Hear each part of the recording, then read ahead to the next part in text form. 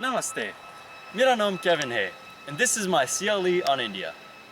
Now, I am fascinated with Indian culture, especially Indian cuisine. And I know I'm not the only one.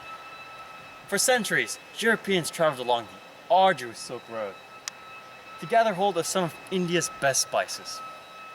Christopher Columbus, the man most credited with being the discoverer of the New World, had set sail west to try and find a new route to India and to perhaps join the lucrative spice trade.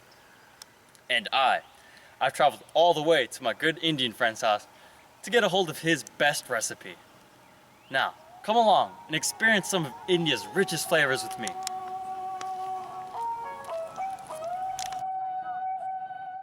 India, an economically booming country, full of vibrant and alive metropolises. These bustling cities abound with people, frantically getting to the places they need to be. It is a place of diverse culture, yet one thing that unites them all is a passion for exquisite food. This is most evident in the streets of Indian cities, which are full of street vendors touting their delicious cuisine. It is here, in the hearts of Indian cities, that curries hold almost a revered position in the eyes of the masses. Look in the curries, and you'll see just how diverse culture is in India. North Indian curries, such as those in the region of Jammu and Kashmir, are distinguished for their emphasis on using dairy products like paneer and yogurt to give it a milder, less spicy taste than that of its southern counterparts. In the region of Tamil Nadu on the southern coast, curries have a distinct aroma and powerful flavor that is achieved by blending in various spices such as curry leaves, mustard seeds, garlic, chili, pepper, and cumin. The diverse tastes of curry are much like the diverse cultures of India. But just like its food, India's different ingredients of languages, religions, cultural All of the values, and above. geographic regions lend itself to a unique mesh of cultures.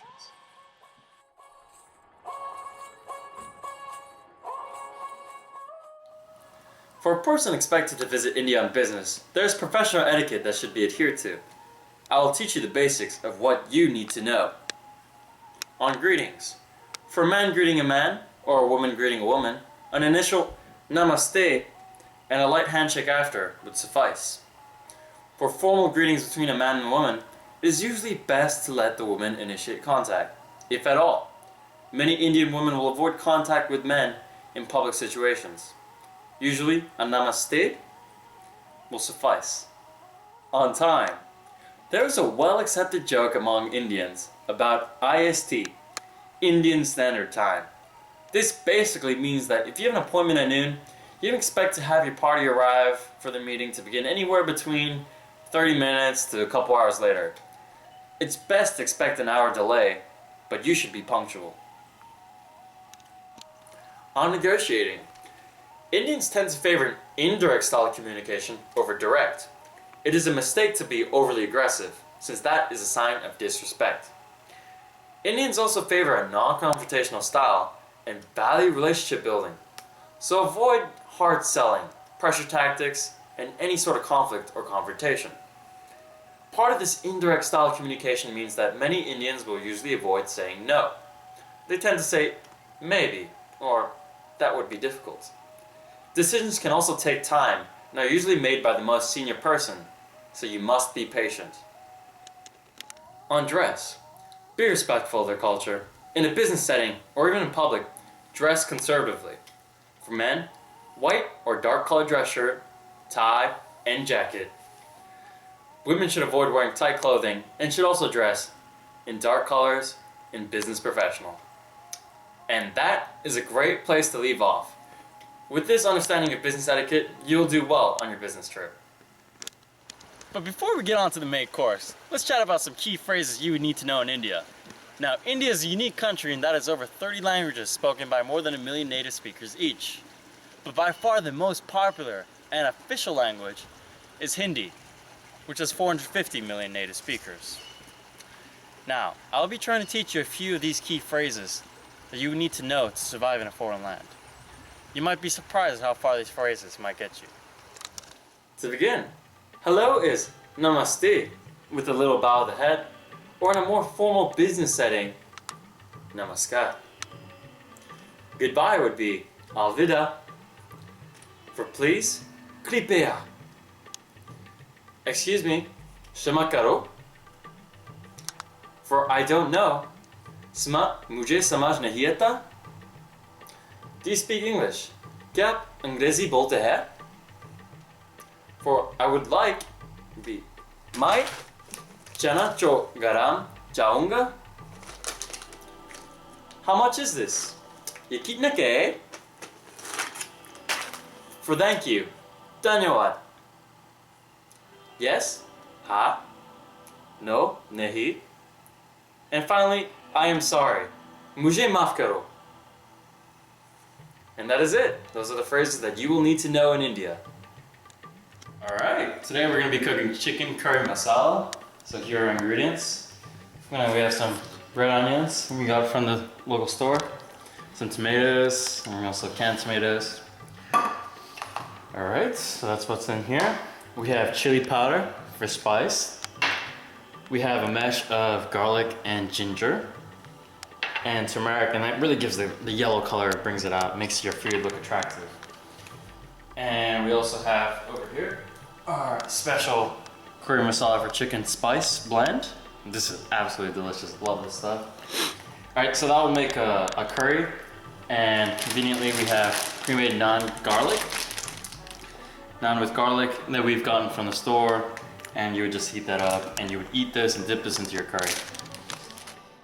This recipe of chicken curry masala relies heavily on large portions of vegetables. Delicious red onions and tomatoes are added in bulk, and this is what gives it body. However, it's not until you add the spices that this curry begins to take shape. The spices here, garlic and ginger, are added liberally until the right taste is achieved. And you can really smell that flavor. You can really smell the ginger in there. The key spices are now added to this curry. Turmeric, chili powder, and the chicken masala spice blend combine to give it its signature color and spices. I'm just gonna toss these in. So if you take a look, our tomato's gotten real soft now. It's gonna look real good. And I absolutely love this stuff. Put this on everything. Just right. Chicken gives the curry another dimension, adding more substance to the curry. 8 to 10 minutes. And so that is our cue to get our yogurt. We've measured about 1 cup here. And this is all non-fat. The yogurt gives this curry a creamy texture, which reduces the heat of the spices somewhat, but leaves the curry feeling round and hot. So the rule of thumb here is however much yogurt you put in the same amount in water. Okay. So we've let that. We are now left with the finished curry. The spices combine to bombard the taste buds, holding them ransom, making that glass of water all the more tempting. Give it a little taste. It should be pretty spicy. Really good stuff. Really spicy. So I'm just gonna take this, I'm gonna put this in a box, take this to my family, and we'll see how they like it. As I mentioned earlier, India is a place full of diverse cultures. For the international marketer, these cultures are a potential landmine when it comes to creating the right marketing mix. Since culture is one of the best ways of determining the needs and wants of a group of people, then how exactly do you find a way to segment?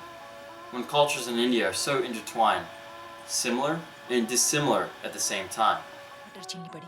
For example, think of the practicality of even coming up with a television campaign. Not everyone owns a TV, and over 35% of the adult population is illiterate. On top of that, how would you promote a product if you did not even know which language to do it in? Let's take a look at how McDonald's decided to tackle this problem in one of their ads. How spicy is McSpicy? Wow. McDonald's ad for its new McSpicy paneer sandwich is brilliant, since it includes people from different cultures and walks of life, uniting them with the common language of onomatopoeia. They are showing that this sandwich can fulfill the needs and wants of all kinds of people, to get them closer to that all-important terminal value, happiness.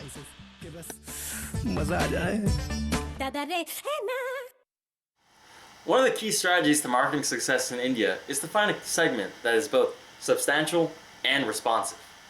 This strategy explains why many major advertising campaigns in India are in English or Hindi. both of which are official languages in the favored languages of hundreds of millions. But this approach may result in losing out on substantial, untapped segments that would require a different promotion tactic. The responsiveness of a segment is crucial in India, where many of our Western assumptions about consumption may not hold. Some marketing mixes will be doomed to fail without an extensive investment in market research, because they do not correctly identify their segment's needs and wants. To illustrate these difficulties, I'll give you an example. A P&G marketer might try to introduce a new Crest toothpaste into the Indian marketplace, but would soon find out that they are not only competing with their rivals here. Market penetration and consumer consumption in India is about half that of America's. P&G would also have to convince their target market that Crest toothpaste is better than not only their rivals, but also superior to popular tooth powders and other natural ways of teeth cleaning. Hopefully, there's something that you can take away from this video, now loaded with a basic understanding of India's diversity, its business etiquette, simple Hindi phrases, and some marketing takeaways. You're a little more primed to explore India and its business sector. Now, before we finish, let's take a look at how some consumers react to my curry. So here I've got my dad, Carl, and Shannon here. They're gonna try out my curry, and we fired up some garlic naan bread, and see what the reactions are. Yeah? Very good. What's your first reaction? What'd you like about it? I can taste the ginger and the garlic and the curry spices. Uh-huh. That's very good. Kind of spicy, huh? Sorta. What do you think about it? It's like between mild and medium spicy. So I've heard that this is only your second time tasting Indian food. What's your perception? It tastes very similar to the Indian food I had yesterday. Which was at a real restaurant? Yes? Alright. Restaurant grade food is the verdict. Maybe. Alright. Well, thanks. You guys enjoy it? Yep.